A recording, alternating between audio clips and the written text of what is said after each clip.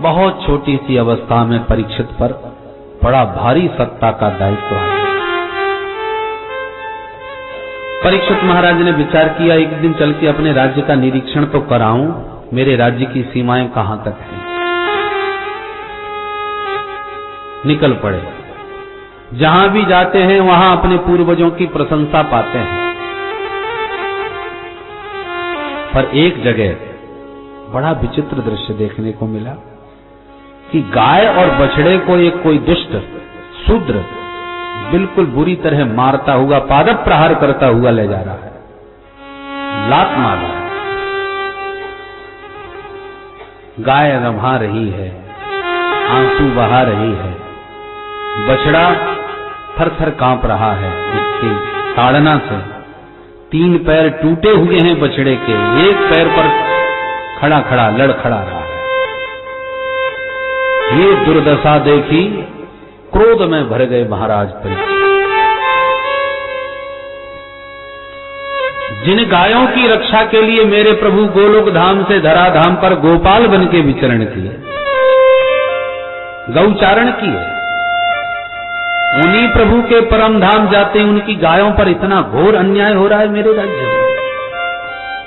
मारोदी अम्ब भद्रम ते खलानाम मई शास्त्री। तलवार तान करके दुष्ट को दंड देने के लिए दौड़ पड़े परीक्षित। हे गौ माता, अब मत रोइए, इन दुष्टों को दंड देने के लिए मैं आ गया। जहां दौड़े कि वह शूद्र तुरंत चरणों में गिर पड़ा। त्राहिमाम त्राहिमाम, रक्षा करो महाराज, रक्षा करो। क्षत्रिय का धर्म है शरण में आए हुए को कभी ना मारे, इसलिए महाराज परीक्षित उसको अपनी शरण में आया जान करके खड्ग को म्यान में कर लिए और गौ माता को प्रणाम करके बोले, मां बताइए आप कौन हैं?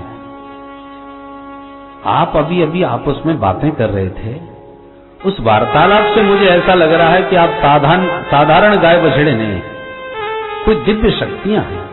कृपा करके अपना परिचय दें। हे वृषभदेव, आप भी बतावें आप कौन हैं? आपके तो 3 पैर टूट गए, ये तुम्हारी दुर्दशा किसने की हमें बताओ, निर्भीक होकर के बताओ। बछड़ा बोला, महाराज किसे अपने दुर्दशा का कारण मानूं? कुछ लोग कहते हैं जो जीव जैसा कर्म करेगा वैसा उसे फल मिलेगा। कुछ लोग कहते हैं ग्रह दशा ही ऐसी है कि इस समय तुम सुखी हो ही नहीं सकते, ग्रह तुम्हें परेशान करेगा। कुछ लोग ये भी कहते हैं कि ईश्वर की इच्छा के बिना पत्ता भी नहीं हिलता, तो ईश्वर जो चाहेगा वही होगा।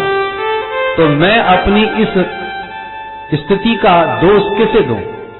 ग्रहों को दूं, काल को दूं, समय को दूं, कर्मों को दूं, या ईश्वर की इच्छा को मानूं? मैं किसी को दोष नहीं देता। महाराज परीक्षित बोले, मैं जान गया आप साक्षात धर्म हैं, क्योंकि पापी को तो पाप का फल मिलता ही है, पर पापी के पाप की चर्चा करने वाला भी पाप का हिस्सेदार हो जाता है। यत् अधर्म कृतस्थानम सूचकस्यापि तद भवेत्। पापी के पाप की चर्चा करो, तुम्हें भी पाप का फल भोगना पड़ेगा, उसका अंश तुम्हें भी मिलेगा। और किसी के पुण्यों की चर्चा करो तो उसके पुण्य का भाग आपको भी मिलेगा। हम लोग उल्टा करते हैं, अपने पुण्यों के गीत गाते हैं और पापों को छुपाते हैं, और दूसरों के पापों की चर्चा करेंगे और किसी की पुण्य चर्चा हो, किसी के शुभ कर्मों की चर्चा हो तो उबासी आने लग जाती है, या बात को काट देते हैं। अरे तुमने दुनिया देखी यही क्या, एक से एक पुण्यात्मा पड़े हैं, तुरंत प्रसंग काट देंगे। और किसी की चुगली निंदा हो रही हो, अरे पता है वो बाबा बड़ा पाखंडी निकला, अच्छा मैं पहले ही कह रहा था उसकी नकली दाढ़ी है, पहले ही समझ रहा था। अच्छा फिर क्या हुआ? ऐसे उकसा उकसा के पूछते कि जैसे हमको कितना बड़ा मसाला मिल गया। बोलो राधे राधे। पर अघ सुनहि सहस दस कामा। कभी तृप्ति नहीं मिलती हमको चुगली निंदा सुनने में, परंतु जो सुनेगा वो भी उसके दोषों का हिस्सेदार बन जाएगा। इसलिए बुद्धिमानी है कि कोई बुराई हो गई तो गा दो, सुना दो ताकि सब में बट जाए, और अपने शुभ कर्मों को छुपा के रखो ताकि दूसरे के पास न जाए। और शुभ कर्मों का हम ढिंडोरा पीटते हैं, और अशुभ कर्मों को छुपा के रखते हैं, सुबह बढ़ते चले जाते हैं।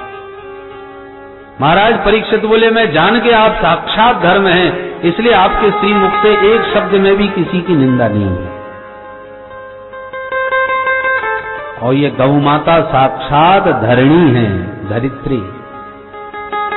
भगवान जिसको छोड़कर परम धाम गए हैं, इसलिए बेचारी दुखी हो रही है। मैंने तुम दोनों को पहचान लिया। आप धर्म हो, ये धरती है, पर धर्म और धरणी के पीछे ये धूर्त कौन पड़ा है, ये मेरी समझ में नहीं आया।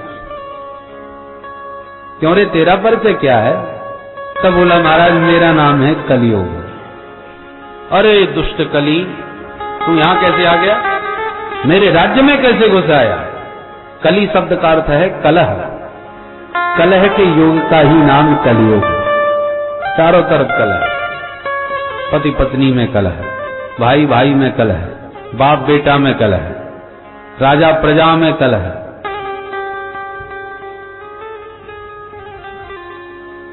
महाराज परीक्षित बोले, इसी पल तू मेरी सीमा से बाहर जा। कलयुग बोला, महाराज सप्तद्वीप वसुंधरा पर एक छत्र आपका ही राज्य है, अब मैं बोलो कहां जाऊं? मैं मानता हूं मेरे अंदर बहुत बुराइयां हैं, परंतु एक गुण भी बहुत प्यारा है महाराज। क्या गुण है तेरे अंदर? बोले, यत् फलम नास्ति तपसा न योगेन समाधिना तत्फलम लभते सम्यक् कलौ केशव कीर्तनात्।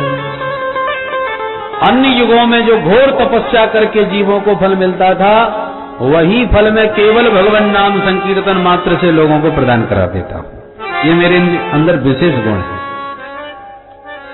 महाराज परीक्षित प्रसन्न हो गए, भाई गुण तो तेरा बड़ा प्यारा लगा हमको। तपस्या करने में शरीर सुखाना पड़ता है, यज्ञादिक कर्मों के लिए खर्चा बहुत करना पड़ता है, पर भगवान नाम लेने के लिए तो बैठे बैठे जी हिलाना पड़ता है। कुछ भी प्रयास नहीं, कोई मेहनत नहीं, कोई कष्ट नहीं, ये तो बहुत ही सरल साधन है। तब तो हम तुम्हें एक नहीं 4 कमरे देते हैं, प्रेम से रहो। कौन कौन से? द्यूतम पानम श्रियस्तूना यत्रा धर्मश्चतुर्विधः। जहां जुआ खेलता हो वहीं अपना डेरा बना लो, जहां मदिरा पान होता हो वहां पर भी अड्डा बना लो, जहां लंपट पुरुष रहते हो वहां पर भी स्थान बनाओ, और जहां जीव जंतुओं की हिंसा होती हो वहां पर भी डेरा जमा लो। सब परिवार 4 कमरों में रहो।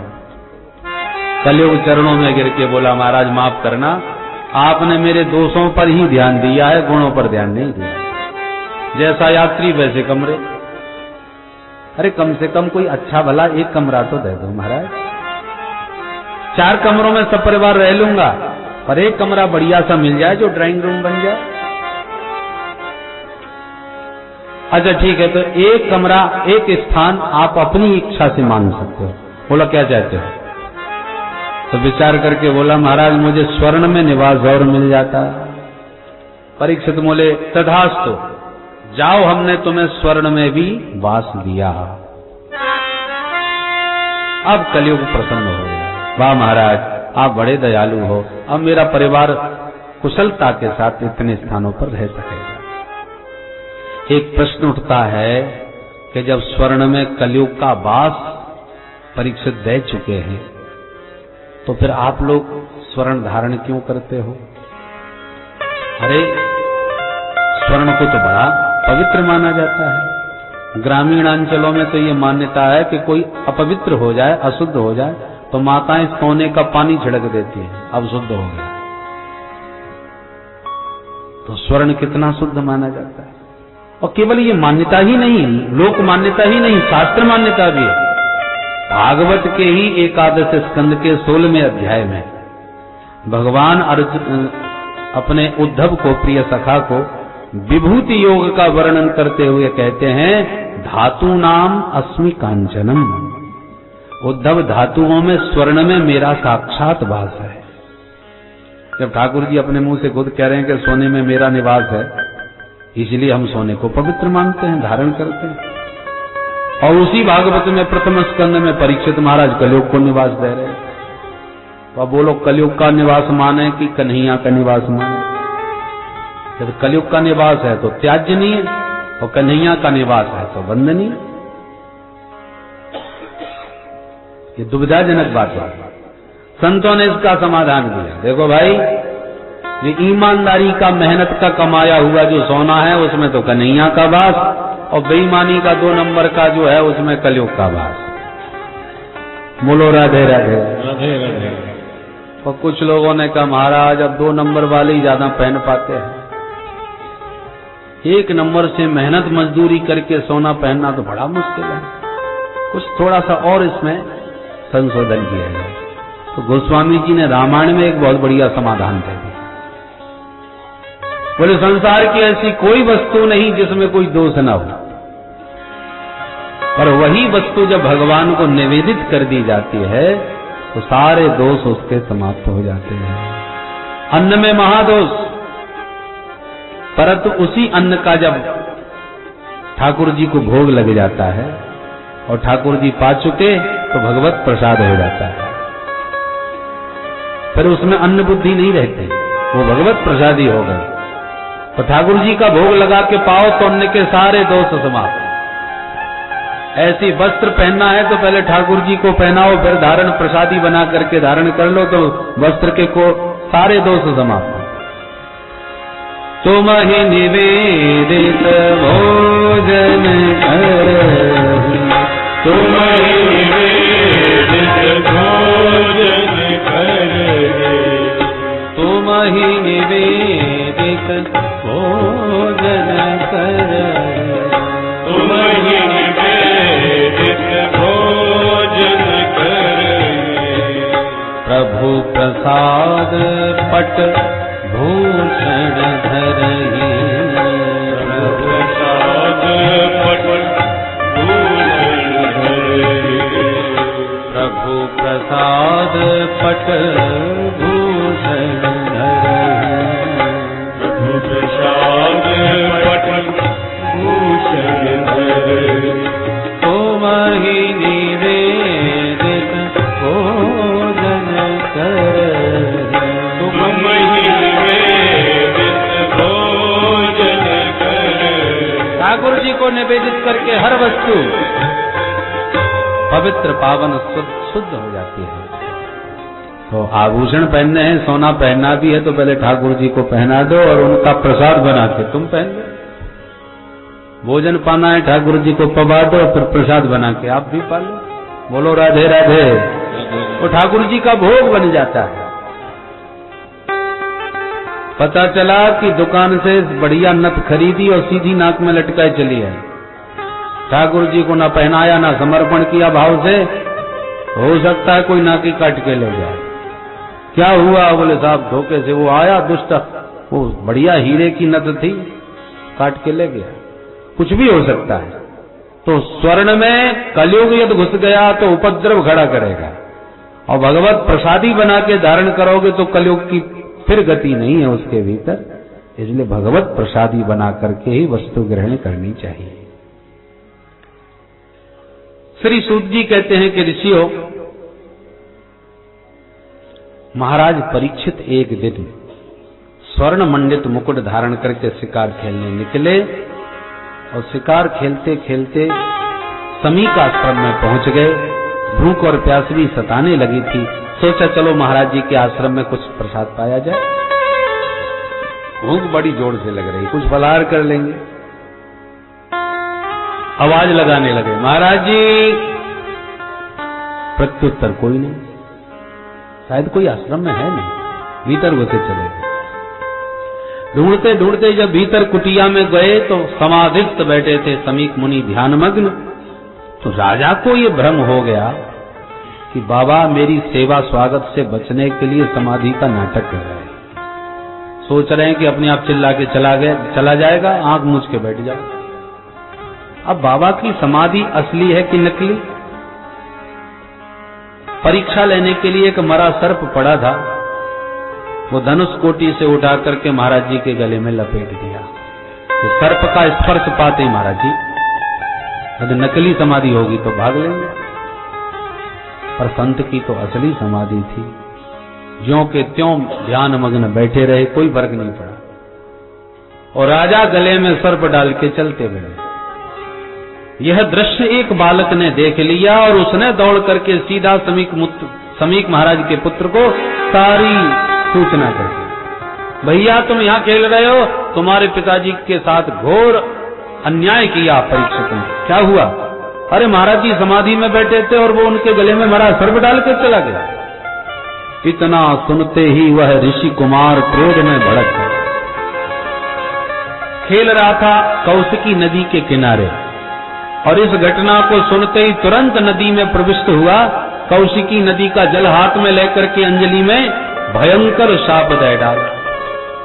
इति लंघित मर्यादं तक्षकः सप्तमेघनी दक्षति स्म कुलांगारं नोदितो मे तदद्रुघम्। हे कुलांगा, तेरे पूर्वजों ने संतों की चरण रज सदा सिर पर धारण करी और तू हमारे संतों का अनादर करता है। मेरे पिता को सर्प के द्वारा अपमानित किया है मूर्ख। तो जा, आज से 7वें दिन सप्तम दिवस तक्षक नाम तेरी मौत का कारण बनेगा, उसी के द्वारा तू मारा जाएगा।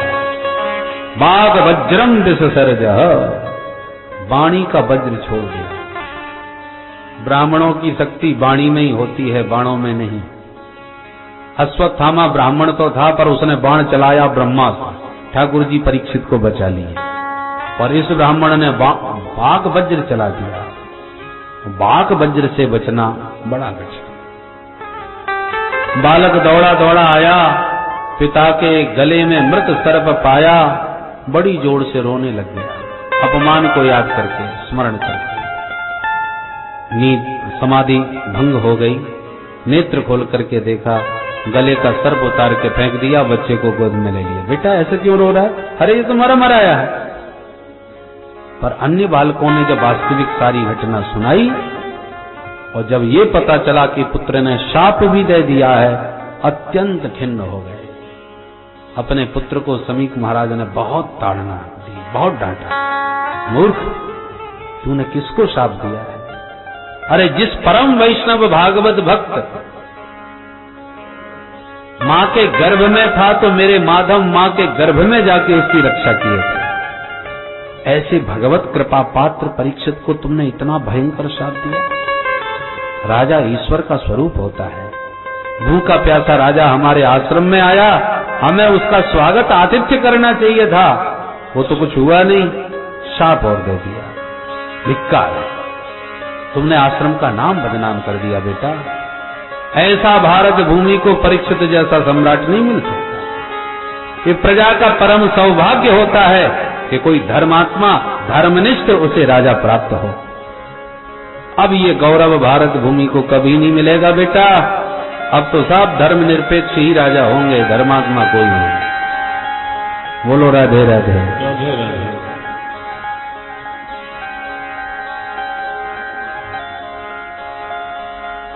और धर्मनिरपेक्षता का भी अर्थ क्या होगा? सनातन धर्म पर कुठाराघात। और धर्मों के तो पालक होंगे, पोषक होंगे। विरोध होगा तो केवल हिंदू धर्म से। उस धर्म की यदि किसी ने बात कर दी तो तुरंत हड़बड़ी मच जाए, तहलका मच जाए। ये हालत, ये मानसिकता। सनातन धर्म, सनातन माने शाश्वत, जिसका आदि हुआ है उसका अंत भी होगा। पर सनातन हुआ है जो अनादि हो। जितने भी धर्म हैं उसका कोई ना कोई प्रवर्तक है। फलाना धर्म फलाने से चला है, फलाना धर्म फलाने ने चलाया, पर सनातन धर्म किसने चलाया बताओ? श्री राम और कृष्ण जितने भी हुए हैं वो सनातन धर्म के अंग हुए हैं। उन्होंने सनातन धर्म का शुभारंभ नहीं किया। ये तो अनादि है, शाश्वत है, अनादि है, इसलिए हमेशा रहेगा।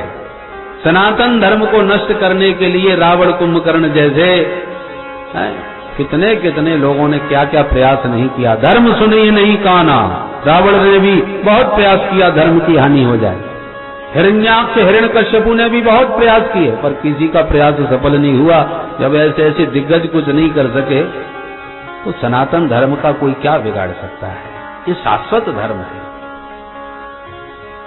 कब से प्रारंभ हुआ कोई नहीं बता सकता। पर बेटा, अब परीक्षित जैसा राजा इस देश को नहीं मिलेगा। जाओ राजा को खबर करो। एक शिष्य भेजा, वो दौड़ा दौड़ा गया और परीक्षित को सारी घटना सुना दिया। परीक्षित महाराज को पता लगा तो बहुत पश्चाताप, आत्मग्लानि से भर गए। राम राम, मैंने संतों की चरण रज सदा अपने सिर पर सजाई। आज मेरी मति कितनी मलिन हो गई कि मैंने महात्मा का अनादर किया, मरा सर्प गले में डाल करके उनकी अवज्ञा करी। ये बुद्धि आज मेरी हो कैसी गई? संत का अनादर करने वाले इस देह को एक पल भी जीवित रखने का धर्म नहीं है। मैं तो चाहता हूं इस पापी शरीर को इसी पल त्याग दूं, पर विप्र बालक ने भी 7वें दिन मरने का शाप दिया है, तो 7 दिन तक तो अब रहना पड़ेगा, इस शरीर को रखना पड़ेगा। परंतु अब इस शरीर को महलों में नहीं रखूंगा, तुरंत दिल्ली से चल पड़े। इंद्रप्रस्थ नगरी, जहां के सम्राट परीक्षित थे, वहां से चल करके इसी पावन भूमि में जहां आप लोग बैठे हैं, इसी बरगद के नीचे आके विराजमान हो गए। घनघोर जंगल और गंगा का पावन तट, आके बैठ गए एकांत में, किसी से कोई बात नहीं। देखिए, चक्रवर्ती सम्राट थे महाराज, चाहते तो ढिंढोरा पीट सकते थे, चाहते तो सभी संतों को महलों में बुला भी सकते थे कि आइए महाराज, मेरे पास संकट काल आ गया, मैं संकटग्रस्त हूं, मुझे कोई समाधान दीजिए, कह सकते थे। पर ना, संतों की कृपा उनके पास जाने से होगी। घर बैठे संत कृपा करने अपनी इच्छा से आ सकते हैं। गुरु गृह गयो तुरंत महिपाला। दशरथ जी को जब भी कोई समस्या आती है तो गुरुदेव के घर में स्वयं चल के जाते हैं, इन्हीं के गुरु जी को बुलाया जाए दरबार में। संतों की कृपा नम्रता के पात्र पर होती है। कितना भी बड़ा राजा हो, यदि पात्रता उसकी पवित्र है, हृदय उसका निर्मल है, नम्रता उसका स्वभाव है, तो संत कृपा बरसाते हैं। बुद्ध भगवान उपदेश देते थे तो बड़े बड़े लोग आके सुनते थे। एक राजा बड़े माननीय थे, वो भी उपदेश सुनने आया करते थे, और उपदेश सुनने के बाद बुद्ध भगवान को प्रणाम भी करते थे। पर बुद्ध भगवान ने कभी सिर पर हाथ नहीं रखा, कभी आशीर्वाद नहीं दिया। राजा को बड़ा बुरा लगता कि मैं इतना बड़ा राजा, इनको प्रणाम भी करता हूं, इनका उपदेश भी सुनता हूं, महाराज जी ने आज तक कभी मेरे को आशीर्वाद नहीं दिया, ना सिर पर हाथ रखा। तो ये बात उनको चुभती थी।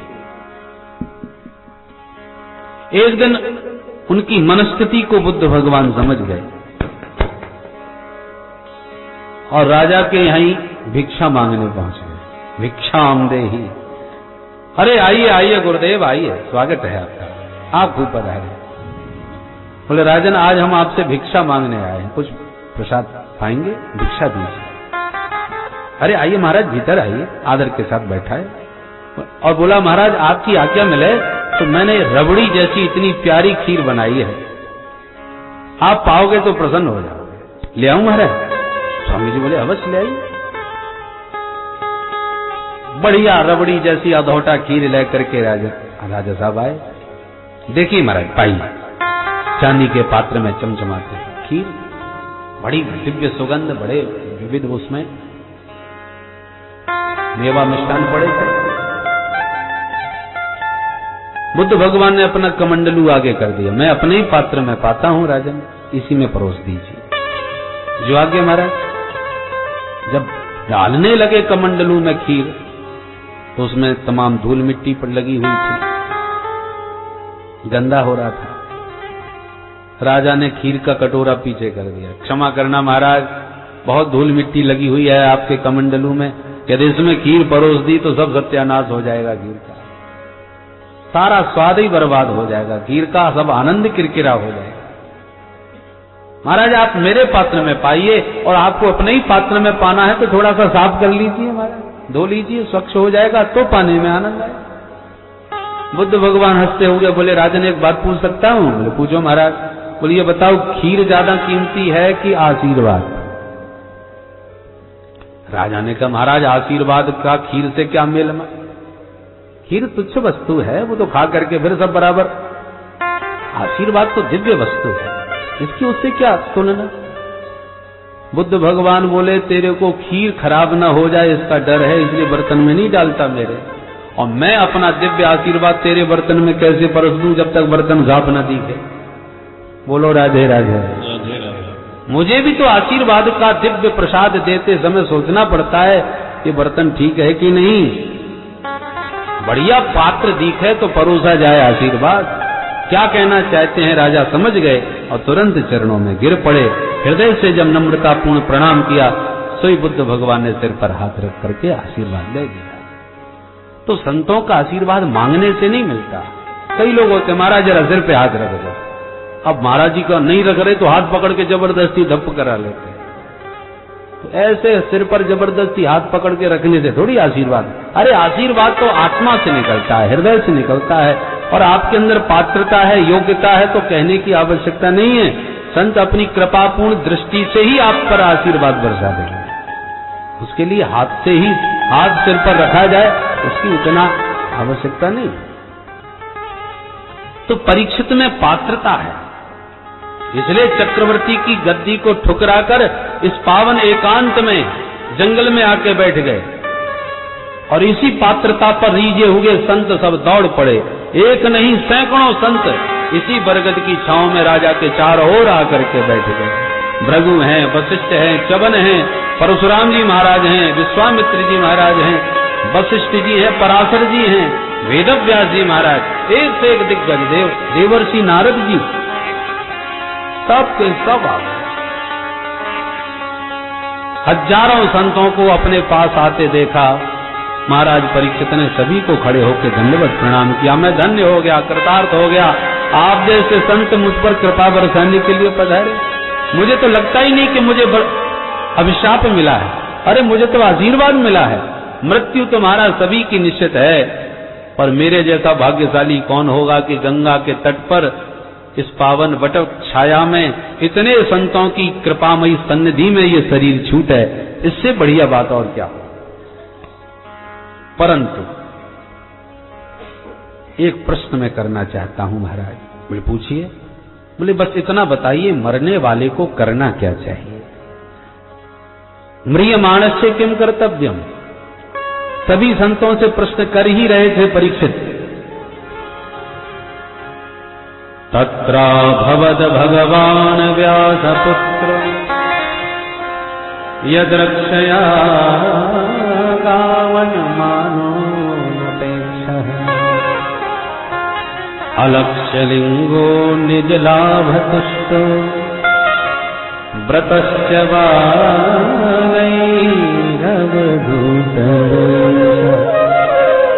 उसी क्षण भगवान प्रकट हो गए।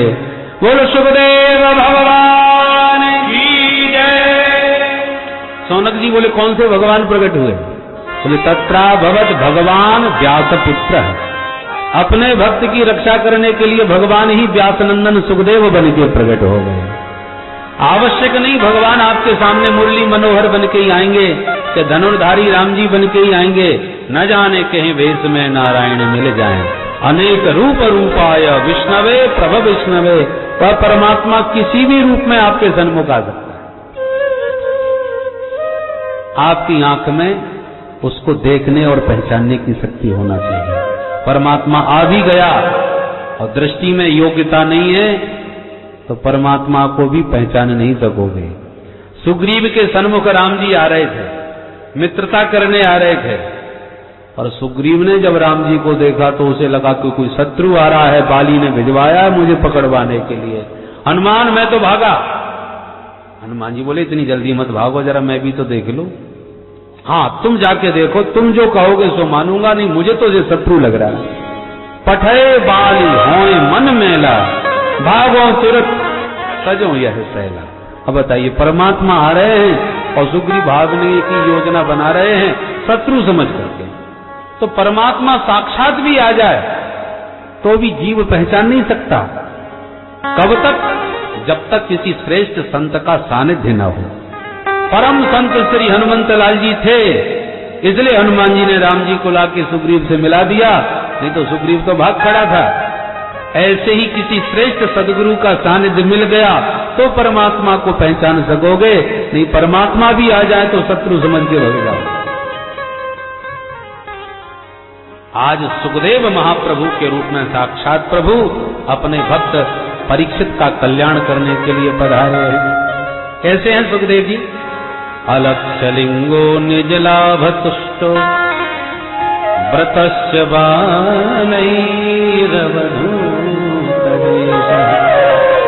अलक्षलिंग, स्त्री पुरुष भेद रहता है। सुखदेव जी को यह ज्ञान ही नहीं है कि स्त्री और पुरुष किसे कहते हैं। सिय राम मैं सब जग जान, सिय राम मैं सब जग जाने, सिय राम मैं सब जग जाने, सिय राम मैं सब जग जाने, करहूं प्रणाम जोरी जुग पाने, करहूं प्रणाम जोरी जुग पाने, करहूं प्रणाम जोरी जुग पाने, करहूं प्रणाम जोरी जुग पाने। सारे जगत में अपने जगन्नाथ को जानते हैं, देखते हैं, इसलिए सब में अपने प्रभु का दर्शन करने के नाते कौन अपना कौन पराया, कौन मित्र कौन शत्रु, अजात शत्रु परमहंस सुखदेव जी अलक्षलिंग निज लाभ तुष्ट, निजाभ्याम श्री राधा कृष्णाभ्याम तयो दर्शन एव लाभ तेसाम संतुष्ट, निज लाभ तुष्ट। अपने हृदय भवन में श्री प्रिया प्रीतम की युगल झांकी नित्य निहारते रहते हैं, इसलिए अपने भीतर से बाहर इनकी दृष्टि जाती ही नहीं। अरे बाहर की तो छोड़ो, अपने तन पर भी दृष्टि नहीं, नग्नावस्था में घूम रहे। अवधूत वेश दिगंबरम वक्त विकीर्ण केशम, घुंघराली अलकावलियां हैं। 16 वर्ष की अवस्था, 16 वर्षीय सुखदेव जी। तम दृष्टि वर्षम सुकुमार पाद अष्टद्वि वर्षम, सूत जी की शब्द शैली देखिए, ये नहीं कहा 16 साल के। कितनी उम्र है सुखदेव जी की? बोले अष्टद्वि, 8 दूनी।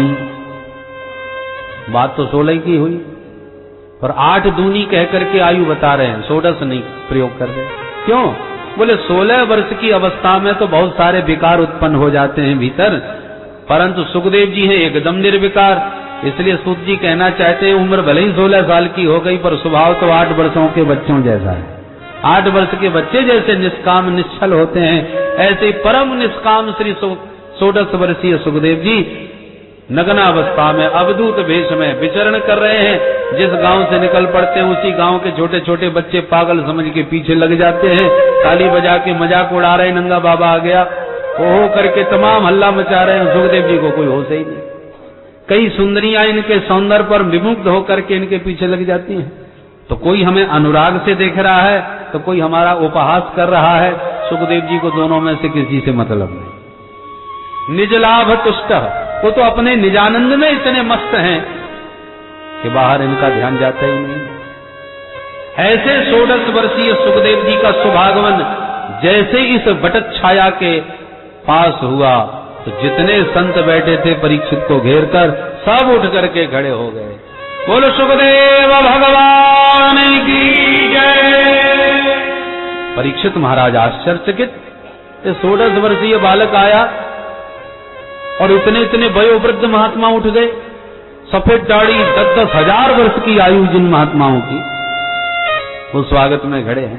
संतों में वह श्रेष्ठ है जिसकी साधना दिव्य है, ब्राह्मणों में वह श्रेष्ठ है जिसके पास विद्या दिव्य है, क्षत्रियों में वह श्रेष्ठ है जिसके पास पराक्रम दिव्य है, वैश्यों में वह श्रेष्ठ है जिसके पास संपत्ति दिव्य है।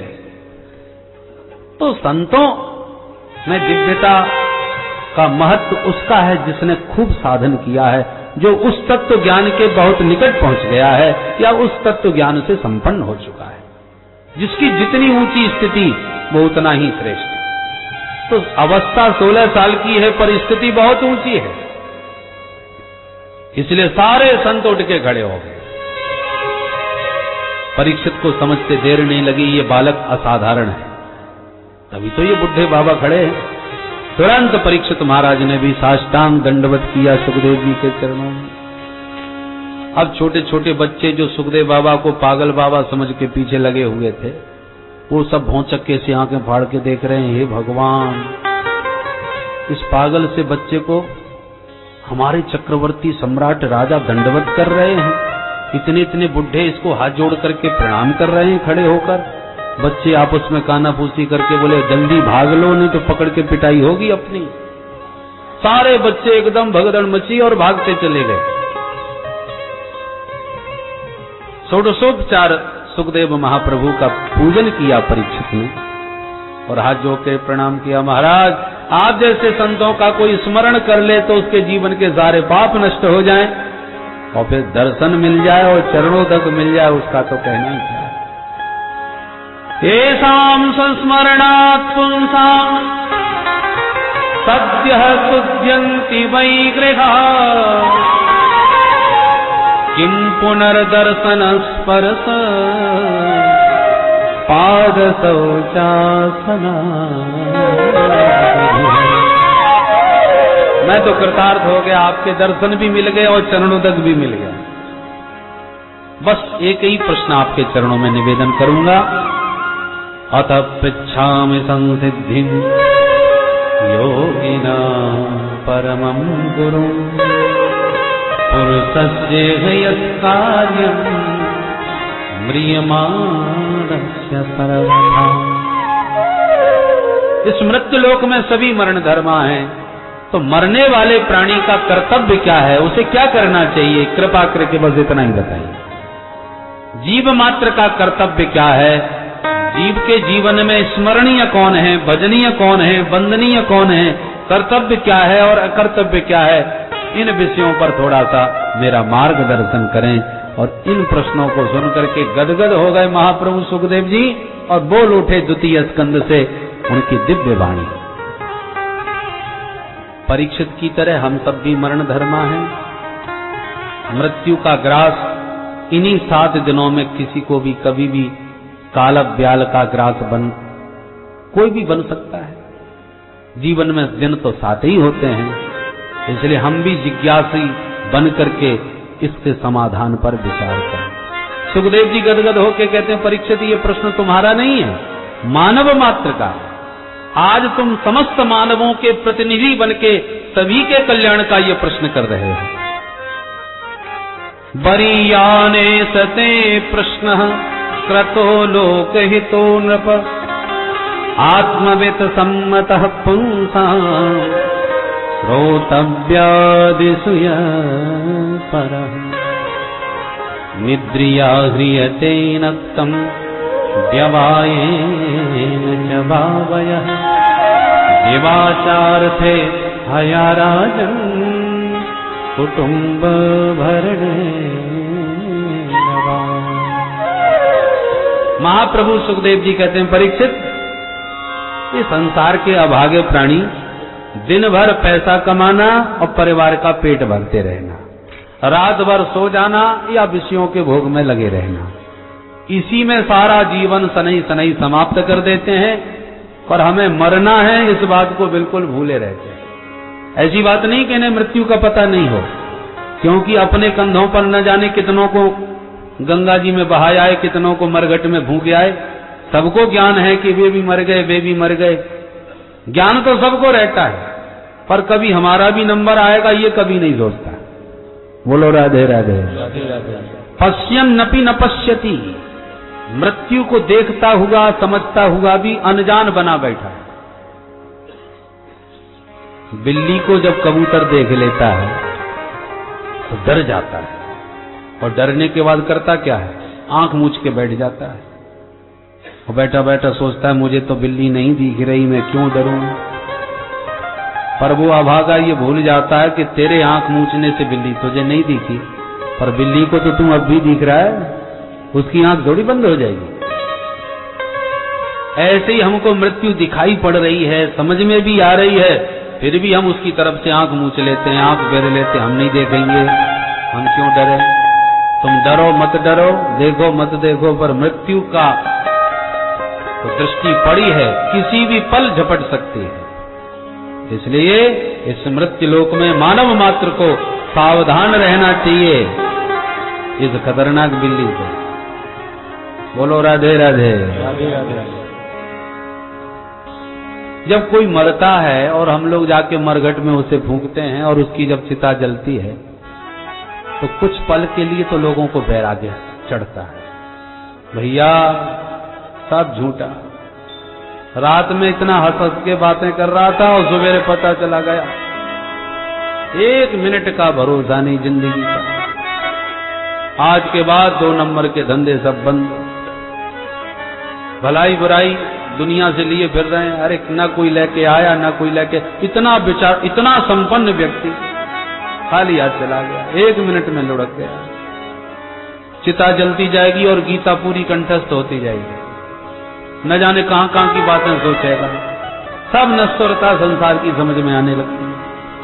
क्या भरोसा है इस जिंदगी का, क्या भरोसा है इस जिंदगी का, क्या भरोसा है इस जिंदगी का, भरोसा है इस जिंदगी का। साथ देती नहीं ये किसी का, साथ देती नहीं ये किसी का, साथ देती नहीं ये किसी का, साथ देती नहीं ये किसी का।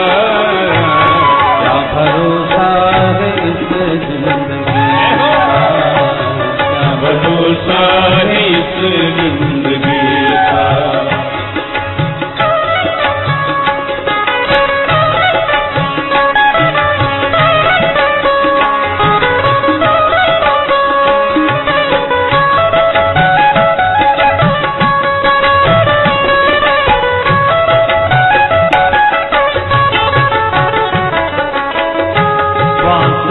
जाएगी चलते चलते, सांस रुक जाएगी चलते चलते, सांस रुक जाएगी चलते चलते, सांस रुक जाएगी चलते चलते, तम्मा बुझ जाएगी चलते चलते, तम्मा बुझ जाएगी चलते चलते, दम निकल जाएगा, दम निकल जाएगा, दम निकल जाएगा रोशनी का।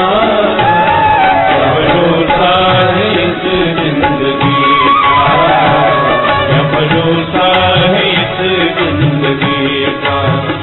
साथ देती नहीं ये किसी का, साथ देती नहीं ये किसी का। भरोसा है इस जिंदगी का, क्या भरोसा है इस जिंदगी का। सारा ज्ञान हो गया,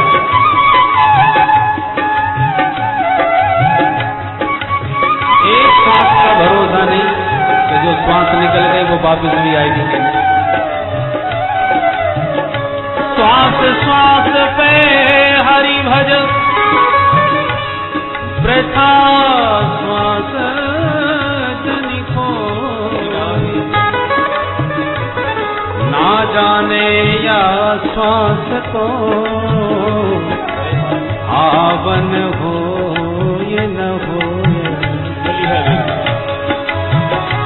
दुनिया है हकीकत पुरानी, दुनिया है हकीकत पुरानी, दुनिया है हकीकत पुरानी, दुनिया है हकीकत पुरानी। चलते रुकना है इसकी रवानी, चल के रुकना है इसकी रवानी। फर्ज पूरा करो, फर्ज पूरा करो, फर्ज पूरा करो बंदगी का, क्या भरोसा है इस जिंदगी का, क्या भरोसा है इस जिंदगी का। साथ देती नहीं ये किसी का, साथ देती नहीं ये किसी का, क्या भरोसा है इस जिंदगी का, क्या भरोसा है इस जिंदगी का। हम रहे ना मोहब्बत रहेगी, हम रहे ना मोहब्बत रहेगी। शरीर तो रहने वाला नहीं, परंतु शरीर के जाने के बाद भी यदि कुछ रहता है तो व्यक्ति का किया हुआ कर्म, उसने जिसके साथ जैसा व्यवहार किया है उस व्यवहार को लोग याद रखते हैं। बहुत भला आदमी था। कई ऐसे लोग होते हैं जिनके मरने के बाद लोग चैन की सांस लेते हैं। हे भगवान, बड़ा ठाकुर जी ने कृपा करी, आतंक के मारे सो नहीं पाते थे, ऐसे लोग होते हैं। और कई लोग ऐसे हैं जिनके जाने के बाद लोग बरसों तक याद रखते हैं। हम रहे ना मोहब्बत रहेगी, हम रहे ना मोहब्बत रहेगी। दास्तां अपनी दुनिया कहेगी, दास्तां अपनी दुनिया कहेगी। नाम रह जाएगा, नाम रह जाएगा, नाम रह जाएगा आदमी का, क्या भरोसा है इस जिंदगी का, क्या भरोसा है इस जिंदगी का। साथ देगी नहीं ये किसी का, साथ देगी नहीं ये किसी का, क्या भरोसा है इस जिंदगी का, क्या भरोसा है इस जिंदगी का। राजा राम राम राम सीता राम राम राम, राजा राम राम राम सीता राम राम राम। राजा राम राम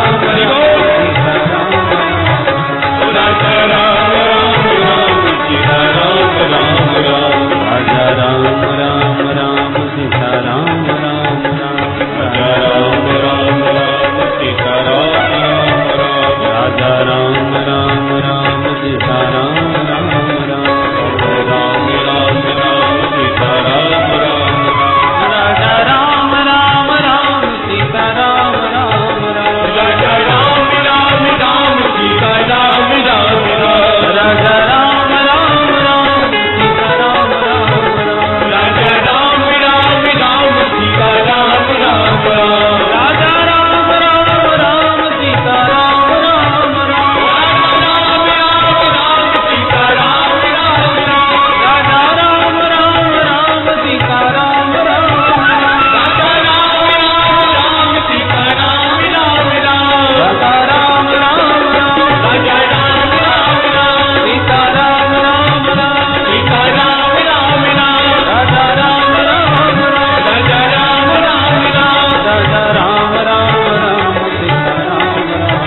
राजा राम राम राम सीता राम राम, राजा राम राम राम सीता राम राम राम। राजा राम राम राम सीता राम राम राम, सीता राम राम राम। राजा राम राम राम सीता राम राम, राजा राम राम राम सीता राम राम राम। सीता राम राम राम, सीता राम राम राम। सीता राम राम, सीता राम,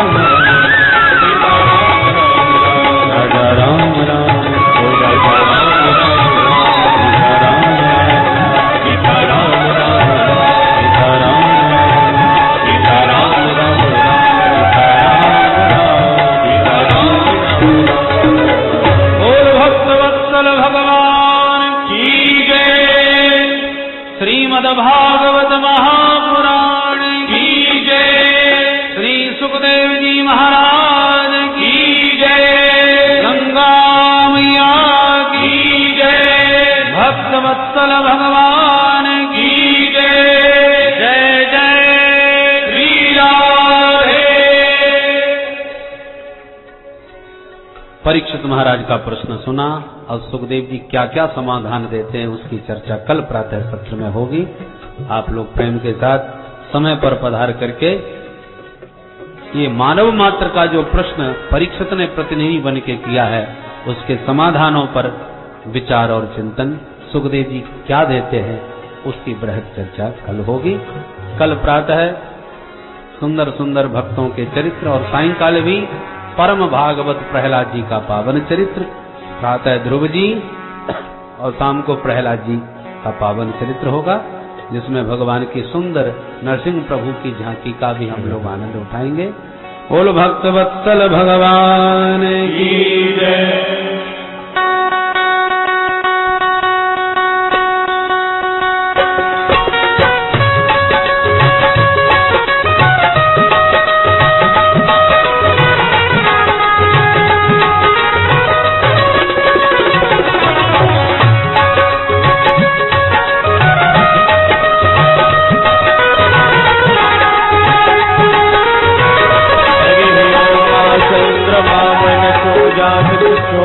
सूर्यो अजायत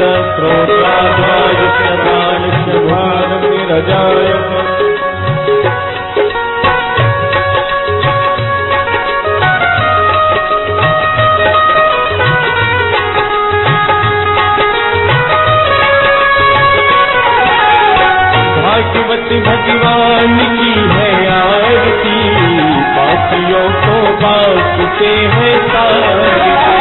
भागवत भगवान की है आरती, पापियों को पाप से है तारती। भागवत भगवान की है आरती, पापियों को पाप से है तारती। भागवत भगवान की है आरती, पापियों को पाप से है तारती। ये अमर ग्रंथ ये मुक्ति पंथ ये पंचम वेद निराला है, सब ज्योति जगाने वाला है। अमर ग्रंथ ये मुक्ति पंथ ये पंचम वेद निराला है, सब ज्योति जगाने वाला है। हरि नाम यही हरि धाम यही, हरि नाम यही हरि धाम यही। जग के मंगल की आरती, पापियों को बाँटते हैं सारती। भागवत भगवान की है आरती, पापियों को पाप से है तारती। शांति गीत पावन पुनीत पापों को मिटाने वाला है, हरि दर्श कराने वाला है। शांति गीत पावन पुनीत पापों को मिटाने वाला है, हरि दर्श कराने वाला है। ये सुख करनी ये सुख हरनी, ये सुख करनी ये सुख हरनी। मधुसूदन की आरती, पापियों को बाँटते हैं तारती। भागवत भगवान की है आरती, पापियों को पाप से है तारती। ये मधुर बोल सतपंथ खोल सन्मार्ग दिखाने वाला है, बिगड़ी को बनाने वाला है। मधुर बोल सतपंथ खोल सन्मार्ग दिखाने वाला है, बिगड़ी को बनाने वाला है। श्री राम यही घनश्याम यही, श्री राम यही घनश्याम यही। प्रभु की महिमा की आरती, पापियों को पाप से है तारती। भागवत भगवान की है आरती, पापियों को पाप से है तारती। ये अमर ग्रंथ ये मुक्ति पंथ ये पंचम वेद निराला है, सब ज्योति जगाने वाला है। अमर ग्रंथ ये मुक्ति पंथ ये पंचम वेद निराला है, सब ज्योति जगाने वाला है। हरि नाम यही हरि धाम यही, हरि नाम यही हरि धाम यही। जग के मंगल की आरती, पापियों को बाँटते हैं तारती। भागवत भगवान की है आरती, पापियों को पाप से है तारती। ये शांति गीत पावन पुनीत पापों को मिटाने वाला है,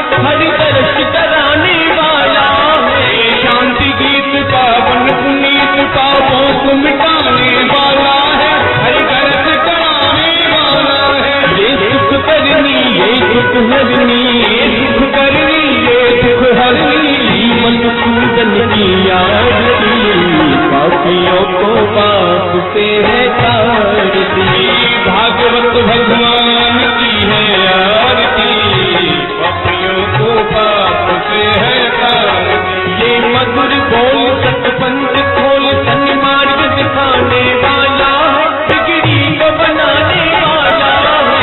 मधुर बोल सतपंथ खोल सन्मार्ग दिखाने वाला, बिगड़ी को बनाने वाला है। श्री राम यही घनश्याम यही, श्री राम यही घनश्याम यही, श्री राम यही घनश्याम यही, श्री राम यही घनश्याम यही। प्रभु की महिमा की आरती पापियों को पाप से है तारती।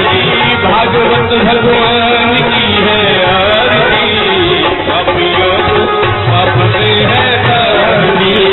भागवत भगवान की है आरती पापियों को पाप से है तारती।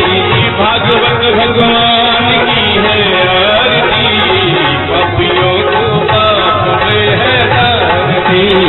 भागवत भगवान की है आरती पापियों को पाप से है तारती। भागवत भगवान की है आरती पापियों को पाप से है तारती। पापियों को पाप से है तारती। पापियों को पाप से है तारती। पापियों को पाप से है तारती। हरि ओम शांतिरंतरिक्षगो शांति पृथ्वी शांतिरापः शांतिरोषधयः शान्तिः वनस्पतयः शान्तिर्विश्वे देवाः शान्ति ब्रह्म शान्तिः सर्वगुण शान्तिः शान्तिरेव शान्तिः सामा शान्तिरेधि। आराटिक्यं समर्पयामि श्रीपुराणपुरुषोत्तमाय नमः। जलेन शीतलीकरणं मन्त्रपुष्पाञ्जलिं। हरिः ओम्। जैनेरजनमयजन्त देवास्तानि धर्माणि प्रथमान्यासन्न प्रेहनाकं महिमानः सचन्देत्र पूर्वे साध्याः सन्ति देवाः। ॐ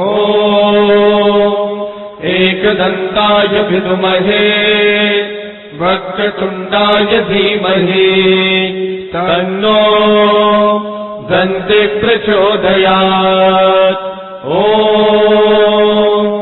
नारायणाय विद्महे वासुदेवाय धीमहि तन्नो विष्णु प्रचोदयात्। ॐ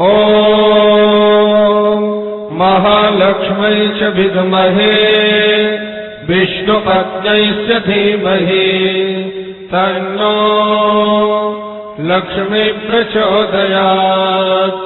सेवन्तिकावकुलचम्पकपाटलाब्धे पुण्णागजातकरवीररसालपुष्पै बिल्वा प्रवाल तुलसी दलमञ्जरीभिः त्वां पूजयामि जगदीश्वर मे प्रसीद। नाना सुगन्धपुष्पाणि यथाकालो भवानि च पुष्पाञ्जलिर्मया दत्त गृहाण परमेश्वर। मन्त्रपुष्पाञ्जलिं समर्पयामि श्रीपुराणपुरुषोत्तमाय नमः। भोलेबाल कृष्ण भगवान की जय। श्रीमद्भागवत महापुराण की जय। वेदव्यास भगवान की जय। श्री सुखदेव जी महाराज की जय। गंगा मैया की जय। धर्म की जय हो। धर्म का नाश हो। प्राणियों में भावना हो। विश्व का कल्याण हो। गौ माता की जय।